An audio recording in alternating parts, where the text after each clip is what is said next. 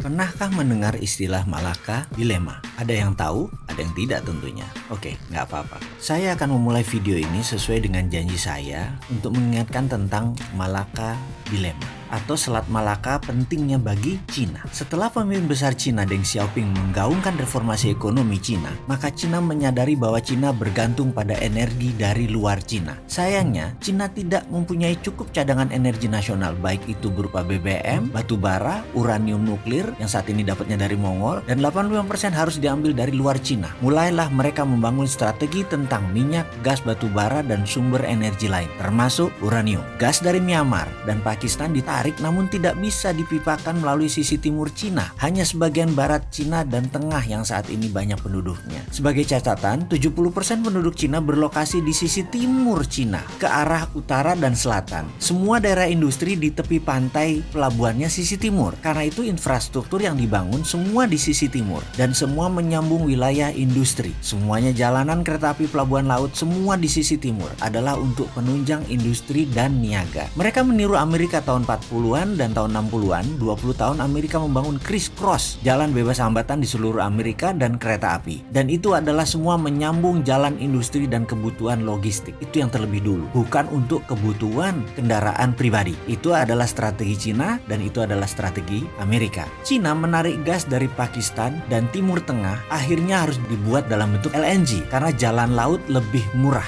Selain itu lebih mudah handlingnya. Energi Cina ditarik juga dari Afrika Timur, dari Afrika Tengah dan dari Timur Tengah atau Selat Hormuz. Semua melalui Pakistan, Myanmar, dan terakhir pasti lewat Selat Malaka. Yang berikutnya adalah Cina perlu batu bara dari Indonesia dan dari Australia yang paling besar. Dan batu bara tersebut semuanya lewat Selat Makassar. Strategi obor Cina, One Belt One Road Cina, ada hal yang ditarget kepada negara-negara pemberi energi Cina, yaitu pasti di trap. Ini yang namanya geopolitik Cina. Kita harus kenal sekali yang namanya geopolitik Cina. Apa buktinya Indonesia misalnya di trap? Sebentar, kita lanjut ya. Sisi tahun 2006, Cina sadar betapa pentingnya Selat Malaka, betapa pentingnya Malaysia dan Indonesia. Karena energi, minyak, dan gas merupakan 60% kebutuhan energi Cina. Maka, manuver terhadap Malaysia dengan membangun aliansi penguasa waktu itu dan petinggi UMNO, dulu adalah Najib, dan berusaha Najib adalah di tangan Cina. Cerita itu bukan cerita angin semilir. Kita tahu bahwa setiap pemerintahan, setiap pemilu, negara asing selalu berkepentingan untuk bermain. Sementara di tahun 2006,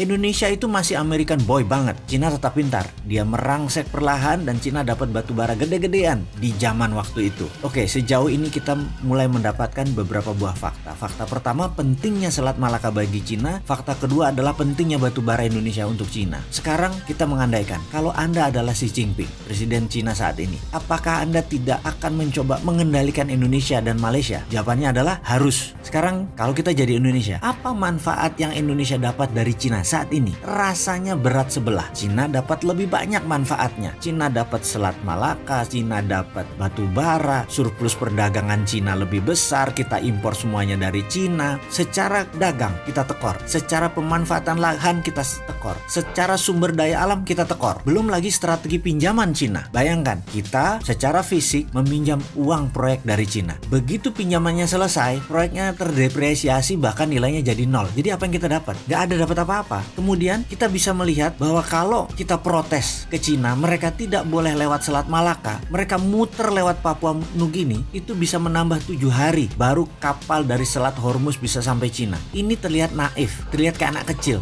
Tutup Selat Malaka, terlihat kayak anak kecil. Bayangin, kalau Selat Malaka ditutup kan bisa lewat Malaysia gitu ya. Gak apa-apa, silahkan. Tapi yang terdalam lautnya tetap aja sisi Indonesia. Atau gini deh, apa yang terjadi kalau Indonesia dan Malaysia kompak menjepit Cina? Nah ini menarik, ada kata-kata kalau Indonesia dan Malaysia kompak. Jadi kalau Anda Cina, jangan bikin Malaysia dan Indonesia kompak, ciptakan konflik terus-menerus dan gampang itu. Lalu ada timbul pertanyaan, jadi konflik itu diciptakan? Jawabannya, ya iyalah. Kalau Anda pernah belajar di Lemhanas, apalagi pernah ikut Sesko TNI Polri, itu pelajaran dasar. Tapi bentar, ada LSM yang sudah diinfiltrasi dengan pemahaman barat bahwa TNI Polri itu pelanggar HAM. Ini sekali lagi, LSM itu dimainkan untuk memperlemah pertahanan dan keamanan nasional. Dan hebatnya lagi, mereka itu orang Indonesia yang nggak sadar bahwa mereka itu pion strategi dari ideological warfare negara asing. Semua demi kepentingan. Disinilah peran pertahanan dan keamanan nasional penting untuk diutamakan sebelum membuat kebijakan nasional. Jangan sampai Kementerian Perdagangan jangan yang di depan, biar jadi raja impor lah kita. Kemudian dari sisi geopolitik, semakin mengerti bagaimana peran Indonesia di mata Cina, semakin mengerti apa kebutuhan Cina akan energi, semakin paham Cina dengan obornya yang mengendalikan 2/3 dunia itu niatnya apa. Sekarang sisi Amerika, butuh tahu paham lebih jauhkah tentang Amerika atau kita bedah Cina lebih detail?